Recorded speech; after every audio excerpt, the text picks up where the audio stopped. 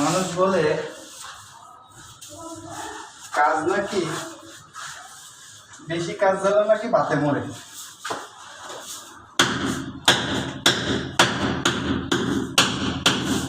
তো মানুষ সবসময় কথাটা বলে শুনি যে বেশি কাজ জানলে নাকি বাতে মরে।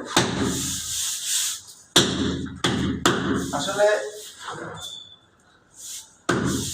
কাজের মতন কাজ জানলে কেউ বাতে মরে না।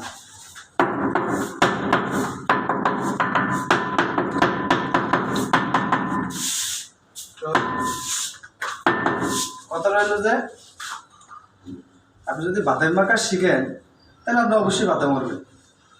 এরকম কাজ শিখতে হইব যে কাজের মানুষের সবচেয়ে বেশি গুরুত্ব দেয়, মর্যাদা দেয়, যে কাজের সম্মান আছে, মানে সবাই পছন্দ করে এবং সবাই এই কাজটা কোটি কোটি টাকা খরচ করে। তা আমি মনে করেন এক এক সময় এক এক রকম কাজ করি। দেখেন, রডের কাজ, রাজের কাজ। আসলে আমার শিক্ষাগত যোগ্যতা না থাকলেও আমি যে কোনো কাজ দেখলেই মনে হয় যে কাজটা আমি পারবো। আল্লাহ তাআলা আমার মাথায় হয়তো এরকম ব্রেন দিছে, আমি কিছু চেষ্টাতেই মানে আমি সফল। তো আপনাদের সবার দোয়া আছে বিদায়, বা মা বাবার দোয়া আছে বিদায় সবাই দোয়া করবেন, যেহেতু সবাইকে ভালো কাজ দিতে পারি এবং ভালো ভালো কাজগুলো আমি শিখতে পারি। কাজ শিখবেন। একটা ডিপার্টমেন্টে যত ধরনের কাজ আছে এটা আপনার শেখা আপনার কাছে খুব গুরুত্বপূর্ণ জিনিস। যেমন রড, রাজ, টাইস, তারপর রঙের কাজের প্রয়োজন নেই এই ডিপার্টমেন্টে। স্যানিটারি শিখতে পারেন, স্বাভাবিক।